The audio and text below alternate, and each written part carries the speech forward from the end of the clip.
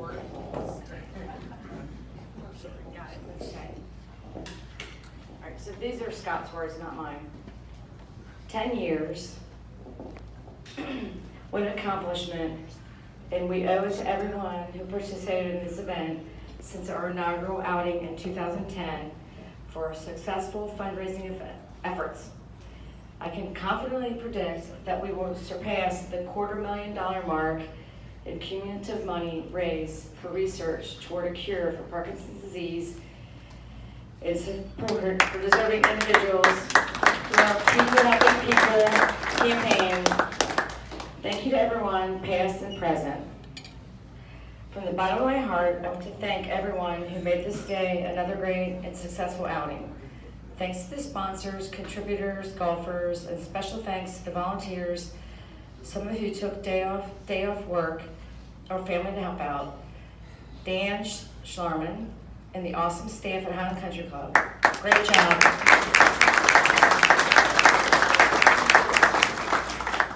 New golf pro Mike Williams and the guys at the pro shop. Great job. Golf committee members, please stand and be recognized. I'm not going to name you guys, but stand up. Anna, Kim, Joe, Peter, Joe.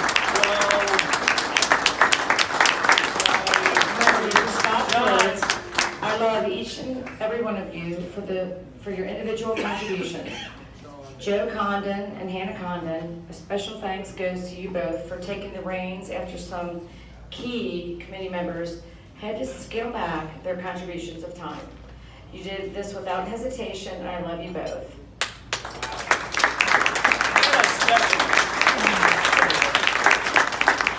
Thank you First Watch for the great breakfast, and thank you City Barbecue for the great lunch. Year after year, your two companies can continue to deliver an exceptional product. Sorry, and it does not go unnoticed. Folks, do me a favor and visit the local First Watch or City Barbecue or both over the next few months. You can tell them that I sent you, but be prepared, they might charge you double. I want everyone to meet my dad, Scott's dad. Scott's dad, Joy Layman, who turned 91 in October.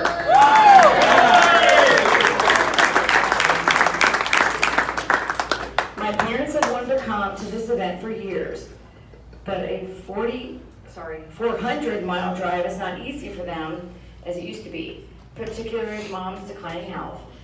My mom passed away in April, and Dad asked my sister Debbie to bring him here this year. I'm so glad they both came. Dad, I'm reading this from Scott's. You have no idea how much a role model you continue to be for me. I miss Mom so much, but I'm glad to still have you in my life. And folks, if any of you think my what's that saying? Resume. Yeah. His resume is impressive. You should look at my dad's. With more accolades and accomplishments than I could ever dream of achieving. This is his dad. He's awesome. The G boys back there.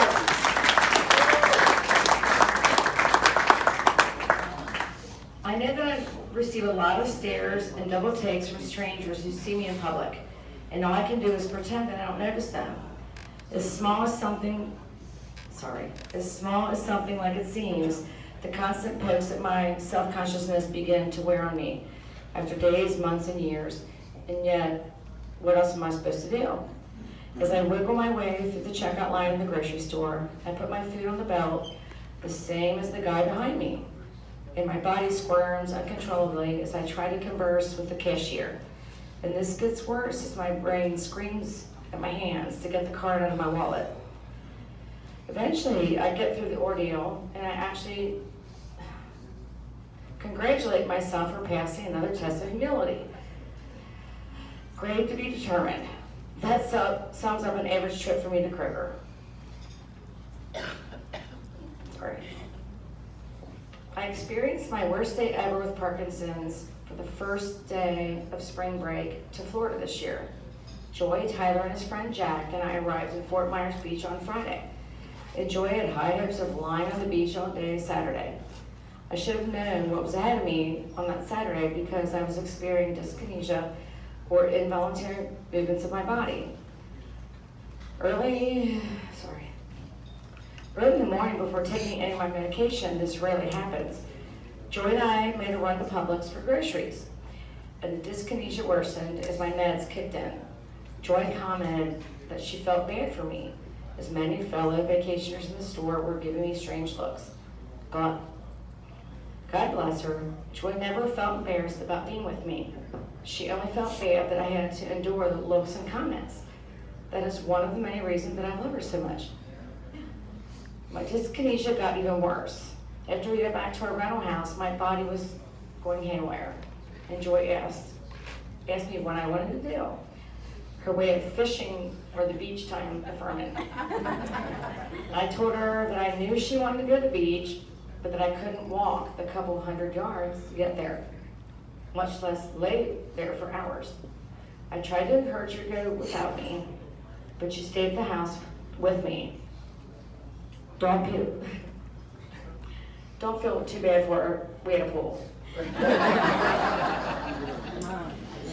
As I lay there in bed, my body twisting uncontrollably, all I wanted was peace and relaxation. And I managed to get 5 words out of my mouth that I never thought I would hear myself say. I just want to die. Now, before anybody rushes me to the psych ward, I'll share part of the conversation that I had with Joy a couple hours later. I first apologized for saying those words and added, I don't want to die. I just felt so helpless and in despair and no control of my body. I didn't know what to do. I just want my body to be normal again. Fortunately, in my lowest moment ever, God must have reached down and placed his hand upon my head because I fell asleep. And I did not wake up for at least 2 hours later. As calm and as a normal person out there. And able to walk and talk to Joy the way I did a handful of years ago. Fluently and effortlessly. I'm not a Bible thumper, and I didn't pray for that to happen. But I believe there's some serious merit to what I experienced that afternoon. After I intentionally decreased my medication dosages and intervals, the dyskinesia got less severe and the week progressed. And I was able to enjoy the week, which in hindsight turned out to be one of the best spring break trips ever. Back to my wife for a moment.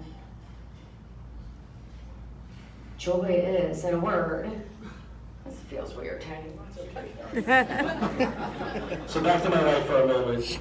Joy is, in a word, awesome. Let's give a round of applause.